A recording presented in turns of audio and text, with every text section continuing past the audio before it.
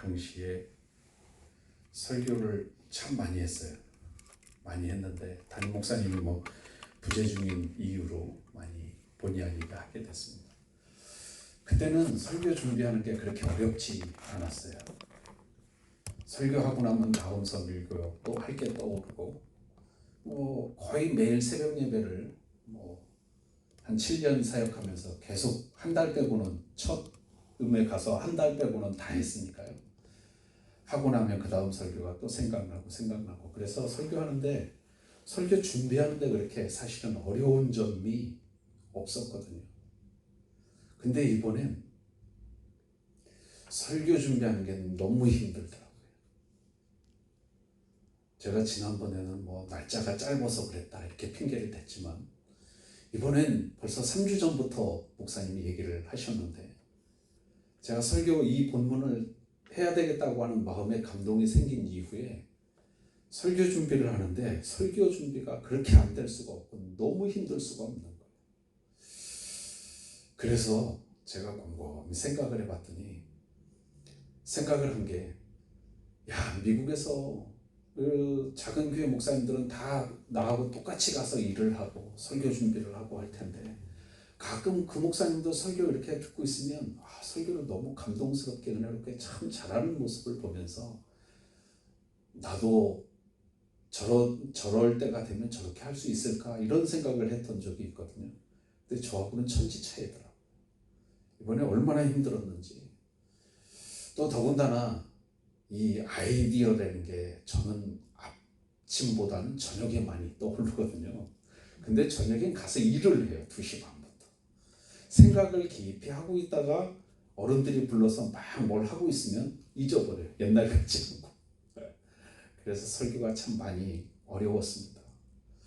제가 엊그젠가부터 그렇게 설교 준비가 안 돼서 안 되는 와중에 떠오른 한 가지가 뭐였냐 하면 하나님이 주신 마음이겠죠. 기도 그 정도 해가지고 기도도 안 하면서 무슨 설교를 한다고 이런 생각이 문득 드는 거예요. 그래서 제가 그때부터 기도하기 시작했습니다. 하나님이 오늘 말씀 가운데서 어떻게 인도해 가실지는 모르겠지만 그런 마음이 이번엔 너무 어렵고 힘들게 참 설교 준비를 사실 했어요. 여기까지가 제가 그냥 늘어놓는 사설이었습니다. 이런 걸 하고 설교를 해야 좀 마음이 좀 편안해질 수 있어서 제가 이렇게 좀 사설을 늘어놓고 오늘 말씀을 좀 함께 전하고자 합니다. 이 본문을 보면 대개 보면 일반적으로 목사님들이 사울의 회심글에서 사울에 대한 얘기를 참 많이 하세요. 저도 별반 다르지 않게 그 설교를 좀 하려고 합니다. 부활절을 지내면서 목사님이 제안을 하셨을 때 부활절이 지나고 난 첫 주일인데 어떤 설교를 하는 게 가장 좋을까라고 생각을 해보니까 오늘 본문이 가장 적당한 것 같았어요. 부활하신 주님을 만났던 여제자들도 있었고 수많은 사람들이 있었는데 우리에게 이 사울의 얘기만큼 중요한 점이 없겠다라고 하는 생각을 하면서 오늘 이 설교를 제가 선택을 하게 됐습니다. 여러분 우리 말에 사자성어 중에 개과천선이라고 하는 말이 있습니다. 그죠? 그 개과천선은 어떨 때 사용을 하나요?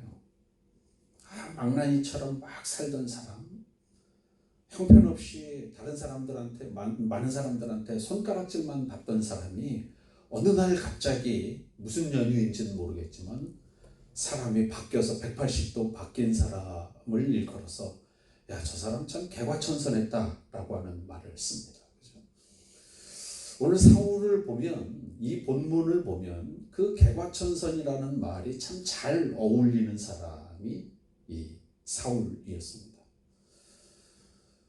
저도 이 말씀을 준비하면서 개과천선이라는 단어를 떠올리면서 제 자신을 한번 생각을 해봤어요. 제가 양로원에서 일하면서 어느 날은요 그런 생각이 들더라고요.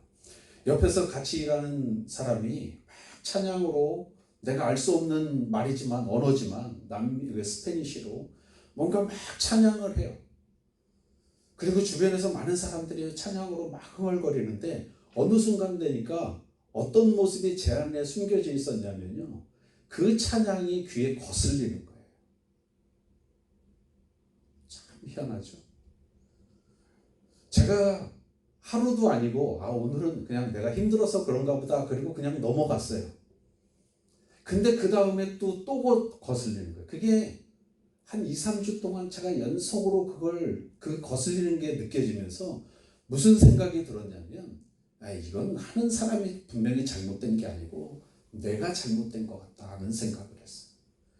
왜 저 사람은 좋아서 찬양을 흥얼거리는데 나는 그 찬양이 그렇게 듣기가 싫었을까 생각을 해보니까 내 신앙이 형편없는 신앙의 바닥에 떨어지고 있는 내 모습을 발견하게 된 거예요.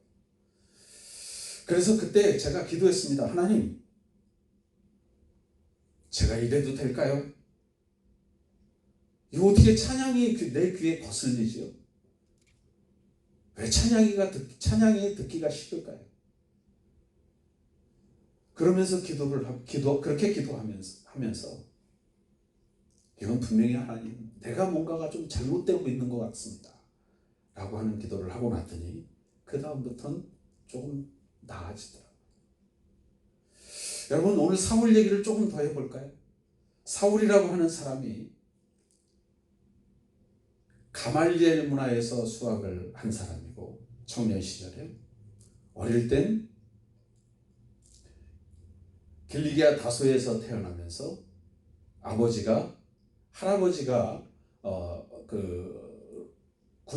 로마 군대에 가서 공을 세운 걸 인정받아서 아마 로마 시민권을 할아버지 때 받아서 이 바울은 태어날 때부터 그 로마 시민으로 태어난 사람이었습니다. 그리고 바울이 직접 고백하기를 자신은 히브리인 중에 히브리인이라고 얘기하고, 사울은 베냐민 지파의 한 사람이었습니다. 그리고 다른 유대인들하고 똑같이 태어난 지 8일 만에 할례를 받은 사람이 사울이었습니다. 그런 사울이었습니다. 그런 사울이었는데, 그리고 가말리엘 문화에서 수학을 했다는 것은 당대의 최고의 율법학자 밑에서 자신이 그 율법에 대한 공부를 했다는 것을 의미합니다. 그랬으니까 나를 태어날 때부터 히브리인으로 태어나서, 로마 시민권은 나중에 치더라도 태어날 때부터 히브리인으로 태어나면서 청년이 되어서 뭔가를 시작해야 될 나이쯤 되어서는 가말리엘 문화에서 수학을 했다라고 하는 의미는 그때 당시의 사회에서 그만큼 성공할 수 있는 길을 보장받은 사람이고, 그만큼 자기 자신도 배운 학문에 따라서 뭔가 신념이 강한 사람이 되었다라고 하는 걸 의미할 수 있습니다. 그 말씀의 의미가 어디에서 찾아볼 수 있냐면, 오늘 본문의 9장 1절을 보시면 어떤 말씀이 있냐면요, 여전히 위협과 살기가 등등하다라고 하는 데서 찾아볼 수 있어요. 이 말씀에서 사울이 이 사람이 가진 유대신앙, 유대교에 대한 신앙, 믿음은 참 절대적인 것이었다라고 하는 걸 미루어 짐작해 볼 수 있는 말씀입니다. 그러니까 지금 말씀드리는 것에서도 알 수 있듯이 태어나면서 8일 만에 할례를 받았고, 특히 베냐민 지파였고, 그 지파 중에 소속된 지파도 어릴 때부터 부모님이 가르쳐준 신앙의 질서를 잘 따라서 신앙생활을 열심히 했어요. 그랬던 사울이 자신이 배운 것이 모두였던 사람이었습니다. 그렇죠? 그러니까 이 위협과 살기가 등등했다라는 말은 자신이 그동안 학문으로 배우고 경험했던 이 신앙의 바탕 속에서 자신이 어떻게 해야 될지를 길을 자세히 알고 있었던 사람이 사울이었다는 걸 의미하는 거죠. 그러니까 자신이 그런 배웠던 지식들이 토대가 돼서 그리스도인이라고 하면 누구든지 그냥 자신이 잡아야만 되는 것이고, 또 그리스도인들은 다 이단처럼 취급되어서 그 사회에서는 발도 못 붙이게 해야 될 사람처럼 사울이 인정하고 인식했다는 겁니다. 그러니까 사울 편에서 보면 자신이 하고 있는 일이 합당한 일이고 정당한 일이 되는 거예요. 그러니까 사울이 위협과 살기가 등등했다는 말은 지금 표현으로 얘기하자면 어깨가 좀 올라가 있고 가진 폼을 다 잡았다, 이렇게 아마 봐도 무방할 것 같은 사람인 거죠. 그런 사람이, 그렇게 사울이 그런 자세로 갔습니다. 그리고 사도행전 7장 마지막 부분을 좀 보실까요? 7장 마지막 부분에 보면 스데반이 순교를 당합니다. 스데반이 순교를 당하는데 이 스데반이 순교를 당할 때 그 자리에 있던 사람이 사울이었어요. 근데 자리에 있었다는 게 중요한 게 아니라 스데반을 사람들이 돌로 쳐서 죽였습니다. 근데 사람들이 스데반이 죽었을 때 그 옷을 가져다가 누구의 발 아래 던져놓냐면 사울이라는 사람의 발 아래 던져놨다, 이런 말씀이 있어요. 7장 58절, 59절에 그 말씀, 59절과 60절에 그 말씀이 있어요. 그러니까 이 말을 그대로 받아서 해석하자면 그런 거죠. 스데반이 순교할 때 그렇게 발 앞에 옷을 사람들이 던졌다는 얘기는 사울의 직위가 그만큼 인정받을 만한 위치였다라고 하는 걸 말해주고 있는 겁니다. 그러니까 당시 유대 문화 속에서, 유대 사회에서 사울의 위치가 어느 정도 이렇게 그 위치에 올라설 만큼 그렇게 그런 사람이 되어 있었다는 것을 얘기하는 거죠. 그러니까 이 9장 1절에 위협과 살기가 등등했다라고 하는 말 속에 봐서도 이미 이 사람이 유대교의 믿음과 신앙으로 그만큼 이렇게 그 똘똘 뭉쳐진 사람이 이 사울이었다는 겁니다. 그러니까 누구한테 양보할 수도 없고, 그리고 다른 신앙을 받아들일 수 없을 정도로 아주 견고한 신앙의 사람이 됐다는 겁니다. 그 정도 열심도 뛰어났다라고 하는 것을 증명하는 말씀이 바로 위협과 살기가 등등했다는 겁니다. 자, 그래서 이 사울이 대제사장들에게 찾아가서 공문을 청합니다. 공문을 청했더니 그런 사람 위치니까, 스데반 죽는데도 앞장섰고 이랬던 사람이니까 그 사람을, 사울을 인정했을 거 아니겠어요? 그러니까 대제사장들이 다른 생각도 하지 않고 그냥 바로 공문을 내줬겠죠. 그리고 그 공문을 들고 이제 의기당당하게, 포무도 당당하게 그리스도인을 잡기 위해서 가는 겁니다. 그리고 이제 다메섹이라고 하는 곳을 향해서 가는 와중에 오늘 핵심이 되는 말씀이죠. 3절부터 5절의 말씀까지 내용에서 봐서 알듯이 사울이 길을 가는데 다메섹에 거의 가까이 갔을 즈음에 하늘에서부터 빛이 그를 둘러 비춥니다. 그러면서 말씀하시죠. 사울아, 사울아, 어째서 네가 나를 박해하냐.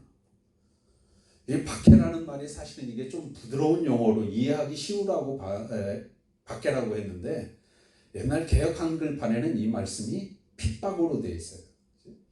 좀 박해보다는 좀 이렇게 좀 센 의미가 핍박이라는 단어인데, 사실 어쨌든 간에 예수님이 그렇게 나타나셔서 사울이 그리스도인들을 잡아 가두고 죽이고 하는 일에 앞장서는 모습을 보시면서 그것을 안타깝게 여기셔서 사울을 찾아오셨습니다. 그리고 5절 말씀에 사울이 응답하죠. 주님, 당신이 누구십니까? 라고 하는 말씀을 하시니까 예수님께서 딱 한 말씀, 앞에 있는 말씀을 받아서 나는 네가 박해하는 예수다. 그런데 이 모습이 사울에게만 일어났지 같이 가던 동료들은 이게 지금 무슨 상황인지 전혀 모르는 거예요. 아니, 같이 가던 사울이 어느 순간 되더니 갑자기 막 땅에 확 꼬꾸라지면서 엎드리든지 뭐라고 막 중얼중얼 하겠더니 옆에서 보는 이 사람 입장에서는 가슴이 섬뜩하지 않겠어요? 그런 쓰러진 모습을 봤더니 뭐라고 중얼중얼 거리더니 눈도 갑자기 안 보인대. 예? 그러고 있는 상황이 옆에서 지금 벌어지고 있는 거예요. 다른 사람들은 아무도 모르는 거예요. 온전히 사울에게만 이루어지고 있는 현상이었다는 겁니다. 이게 바로 하나님의 역사라고 하는 겁니다. 자, 그리고 사울이 이제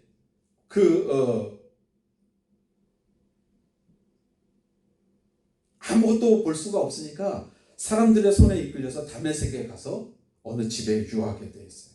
그리고 이제 9절 말씀해 보니까 사흘 동안 보지도 못하고 먹지도 못하고 마시지도 못하고 아무것도 못하고 있는 거예요. 강제 단식, 하나님을 보는 것에 의한 그 감동에 의한 강제 단식이 진행되고 있는 겁니다. 그리고 아나니아라고 하는 사람을 예수님이 찾아가셔서 그에게 사울에 대한 언급을 하죠. 그때 아나니아의 반응을 보면 이런 아나니아의 반응이 어떤 반응이 있어요? 아니 예수님, 그 사울이라고 하는 사람이 들어도 아주 무시무시한 사람이던데 그 사람을 제가 만나라고요? 이런 표현이죠. 그러니까 아나니아가 바라보고 있는 사울도 역시 우리가 1절에서 봤던 기세등등한 사울 모습하고 일맥상통하는 부분이 있는 거죠. 모든 사람들이 봤을 때 사울이 어디를 갔다 그러면 누굴 잡으러 가는 것처럼 보이는 거예요. 그리스도인을 잡아 가두기 위해서, 죽이기 위해서 가는 거라고 보는 거예요. 여러분, 여기에서 왜 유대인들이 그토록 예수님을 부인했을까? 왜 그렇게 예수님을 인정하지 못했을까라고 하는 게 궁금증으로 남을 수도 있어요. 그 상황은 바로 이겁니다. 유대인들이, 황 목사님이 계속 설교하시면서 말씀하셨는데, 유대인들이 남쪽엔 아프리카 대륙의 끝에 위치한 이집트가 있어요. 애국. 그리고 당시의 사회라고 할 수 있는 이제 그 북쪽에 여타 다른 민족들이 이제 포진해 있었잖아요.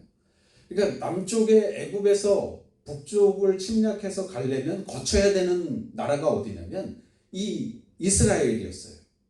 이스라엘도 서쪽 해안에 평지가 많아서 그 해안선을 따라서 가요. 그러니까 북쪽도 역시 애굽 땅을 쳐들어가기 위해선 이 땅을 통과해야만 했었어요. 그러니까 이 말은 무슨 얘기냐면 이스라엘이 군사적 요충지라는 거예요. 길목에 있다는 거예요. 그래서 이스라엘은 항상 이리 치고 저리 치고 강대국 사이에서 그냥 새우 등 터지듯이 그냥 이렇게 터지고 저렇게 터지고 항상 고통만 겪는 민족이 히브리 민족이었거든요. 그러니까 그렇게 고통만 받고 살았던 사람들 입장에서는 어떤 게 소원이겠어요? 우리가 한국에서 굶주리고 살던 시절에는 하루 세끼 쌀밥만 먹었으면 좋겠다 하던 시절이 있었잖아요. 이스라엘 사람들에겐 전쟁 없이 좀 평화롭게 살았으면 좋겠다. 그래서 그 사람들의 인사가 샬롬이 된 거예요. 우리는 아침에 보면 아침 인사가 참 많죠. 식사하셨어요? 이 사람들에겐 평안하셨어요. 샬롬이 곧 인사였다는 겁니다. 그러니까 이 유대 민족들에겐 메시아를 기다리고 하나님이 메시아를 그리스도를 보낸다고 했는데 그 메시아는 아마도 우리가 이런 강대국들 사이에서 막 이리 치고 저리 치고 그러는데 그들에게 좀 이런 수모 안 겪고 우리나라가 좀 견고해져서 이 온 세계를 저 강대국들을 좀 무너뜨리고 그들을 좀 지배할 수 있는 힘과 파워를 갖는 게 갖게 해주는 사람일 거다라고 하는 생각을 하고 있는 거예요. 그래서 이 유대인들에게는 누가 메시아 어떤 사람과 같은 메시아를 꿈꾸냐면 다윗 왕과 같은 메시아를 꿈꾸거든요. 다윗 왕 때는 우리 교수님 중에 한 분이 그러더라고요. 목사님 그 얘기 들으셨어요? 유대의 아이들이 히브리 아이들이 그때 당시에 금이 얼마나 많았냐면 금으로 공깃돌을 하고 놀 정도로 금이 그렇게 흔했다는 거예요. 그래서 엄마가 밥 먹으라고 부르면 그 공깃돌을 금이니까 가지고 갈 생각을 해야 되는데 그걸 땅에 그냥 버려두고 갈 정도로 그 정도로 너무 너무 뭐라 그러죠? 풍요롭게 살았던 때가 다윗 왕 시기였다고 그렇게 얘기를 해요. 그러니까 유대인들 사이에서는 그 시절을 꿈꾸는 거예요. 다윗 왕과 같은 파워와 힘, 그 정도로 정복해서 다른 나라들도 우리 왕 앞에 와서 굽신거리고 이런 시대를 꿈꿨다는 거죠. 그런데 어느 날 예수라고 하는 분이 왔는데 메시아라고 하는 분이 태어났대. 그런데 저 시골의 베들레헴이라고 하는 곳에 그것도 방이 없어서 집이 없어서 마구간에 말 구유에다가 아기를 놓였대. 그런 사람이 어떻게 이스라엘의 우리의 왕이 될 것이며 그런 사람이 어떻게 메시아라고 할 수 있어? 라고 하는 인식이 이때 당시에 팽배해 있던 시대입니다. 그러니까 예수님을 봐도 예수님을 따르는 무리를 봐도 그들을 인정하고 받아들일 수가 없는 거예요. 그러니까 사울에게도 역시 그것이 지식이 되고 자신이 받아들인 신앙이 되었으니까 예수라고 하는 무리를 따르러 다니는 사람들은 전부 다 이단자고 잘못된 사람들이었던 거예요. 그러니까 그런 정신, 그런 지식이 머릿속에 풍부했으니까 이 사람에게는 그게 정답인 거예요. 그렇죠? 이 사람에겐 누가 봐도 그게 잘된 일이, 그게 맞는 것이지 잘못됐다고 생각할 사람은 아무도 없는 거죠. 그런데 그걸 깨는 시간이 언제였냐? 예수님이 사울을 찾아오시는 다메섹에서였습니다. 여러분, 우리가 믿음이 중요한데요. 사울처럼 잘못된 신념과 맹신이 신앙이라고 생각하면 위험한 거예요. 늘 하나님 안에서 나를 겸손하게 만들 줄 알고 언제든지 예수님이 찾아오시면 내 마음의 문을 열고 그분과 더불어서 행복과 기쁨을 누릴 수 있는 마음의 자세를 가져야 한다는 겁니다. 여러분, 그렇게 기세등등했던 사울이 이 순간에 꺾이고 나서 그의 삶이 어떻게 달라지는지 아세요? 놀랍도록 달라지죠. 우리가 흔히 얘기하면 삼성가에 가서 회장쯤 해도 될 만한 능력을 가진 사람이 이후에 직업이 예수님의 복음을 전하면서 어떻게 바뀌어요? 천막 깁는 일을 해요. 돈 하나 못 벌었을 땐 10원 하나 만질 수 없고 먹을 것이 없을 땐 굶는 일이 허다하고요. 고린도 후서 11장을 한번 보시죠. 성경이 없으신가요? 가지고 있지 않으시면 제가 한번 읽어드려 볼게요.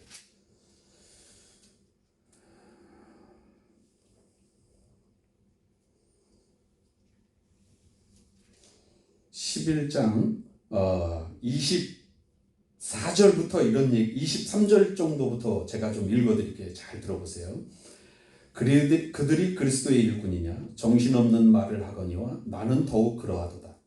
내가 수고를 넘치도록 하고 옥에 갇히기도 더 많이 하고 매도 수없이 맞고 여러 번 죽을 뻔하였으니 유대인들에게 40에서 하나 감한 매를 5번 맞았으며 3번 태장으로 맞고 1번 돌로 맞고 3번 파손하고 일주야를 깊은 바다에서 지냈으며 여러 번 여행하면서 강의 위험과 강도의 위험과 동족의 위험과 이방인의 위험과 시내의 위험과 광야의 위험과 바다의 위험과 거짓 형제 중에 위험을 당하고 또 수고하며 애쓰고 여러 번 자지 못하고 줄이며 목마르고 여러 번 굶고 춥고 헐벗었노라.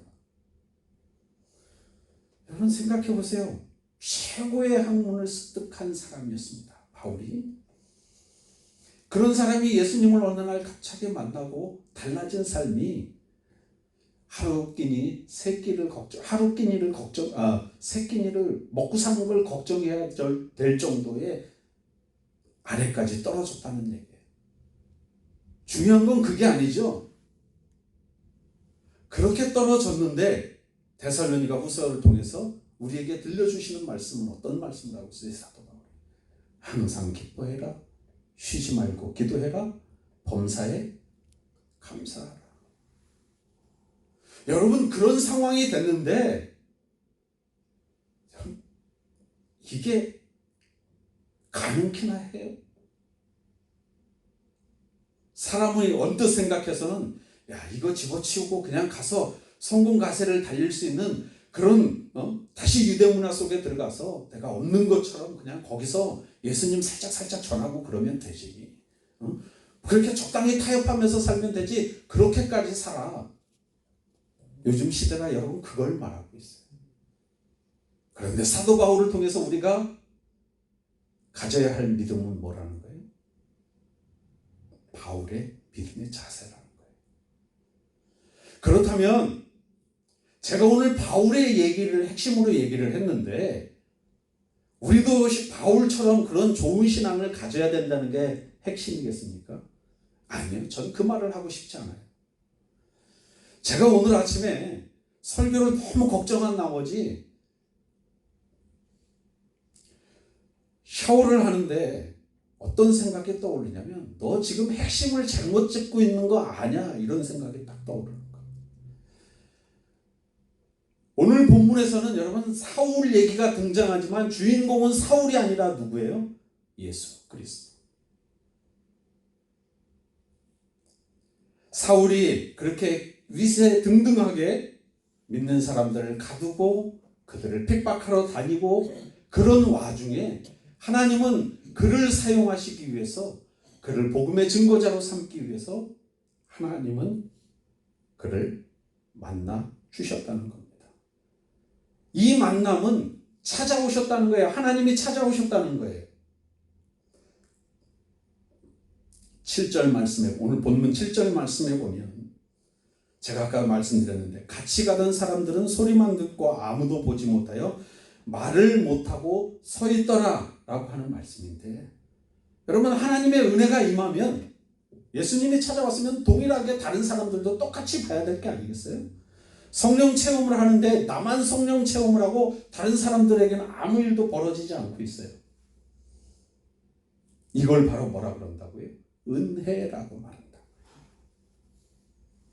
우리가 생각하기엔 교회 가면 다른 사람들도 말씀 보고 기도하는 똑같은 사람들, 다른 사람들도 똑같이 하나님의 은혜를 받을 거라고 생각하지만 오늘 사울에게 임한 은혜는 특별한 은혜라고. 여러분 은혜는 두 가지 은혜가 있어요. 일반적인 은혜와 특별 은혜가 있습니다. 9장 45절인가요? 제가 45절이었는지 몇 절이었는지 모르겠는데 그 말씀에 보니까 그런 말씀이 있더라고요. 비는 모든 사람에게 동일하게 내린다. 여러분 이 말씀은요 일반적인 은혜. 우리가 숨쉬는 공기, 물 이런 거는 다 하나님이 모든 사람에게 믿는 사람이든 아니든 동일하게 내려주잖아요. 그런데 오늘 7절에서 얘기한 사울에게 벌어진 이 사건은 온전히 사울에게만 일어나고 있는 현상이에요. 이걸 특별한 은혜라고 얘기한다. 여러분 은혜는 우리가 생각하기에 저 사람은 은혜 받아도 돼 하는 사람에게만 주시는 게 은혜가 아니라는 겁니다. 내가 예전에 어떤 삶을 살았고 어떤 죄를 지었던지 하나님은 그 형편을 절대 보시지 않는다는 걸 오늘 본문의 핵심 속에서 본문에서 핵심으로 말씀하고 있는 거예요. 사울처럼 위기세 등등하게 많은 사람들을 죽이고 다녔지만 하나님은 그를 사용하시기 위해서 찾아오시고 그를 만나 주셨다는 겁니다. 우리가 하나님을 인정하고 받아들이는 그 순간에 내 과거의 잘못이 어땠든 그건 하나님 앞에서 아무런 이유가 되지 않는다는 걸 말씀하고 있는 거예요. 온전히 그 앞에서 하나님의 은혜 앞에서 나를 복종하고 내가 무릎을 꿇으면 하나님은 나를 그렇게 사용하시고 만나주신다는 겁니다. 여러분에게 이런 사울을 만나주셨던 하나님의 은혜가 저와 여러분들에게 동일하게 주어질 수 있기를 축복합니다. 여러분 우리가 생각해 보세요. 저도 벌써 신앙생활을 한 게 모태신앙이니까 50몇 년 신앙생활 했거든요. 그런데도 하나님의 은혜가 뭔지도 모르고 그냥 교회만 다녔다면 저처럼 불쌍한 사람이 어디 있겠어요? 우리처럼 불쌍한 사람이 어디 있겠습니까? 그런데 열심히 교회를 다니고 채워야 될 내 자리를 채우고 보니 어느 순간에 가랑비에 옷 젖듯이 하나님의 은혜는 임하는 사람들도 있습니다. 바울처럼 그렇게 어느 날 갑자기 찾아오셔서 확 붙들어서 사용하시는 사람들도 있지만 그렇게 서서히 하나님의 은혜에 물들면서 하나님의 사랑이 무엇인지 깨닫게 되는 사람들도 있다는 사실. 여러분 이 점 잘 기억하시고 늘상 여러분들의 일상 속에서 그 하나님의 은혜를 소망하고 하나님이 나를 찾아와 주시길 기대하면서 늘 언제나 기쁨과 소망 가운데 힘있게 하루하루를 살아가실 수 있는 저와 여러분들이 될 수 있기를 주님의 이름으로 축복해 드립니다. 기도하겠습니다.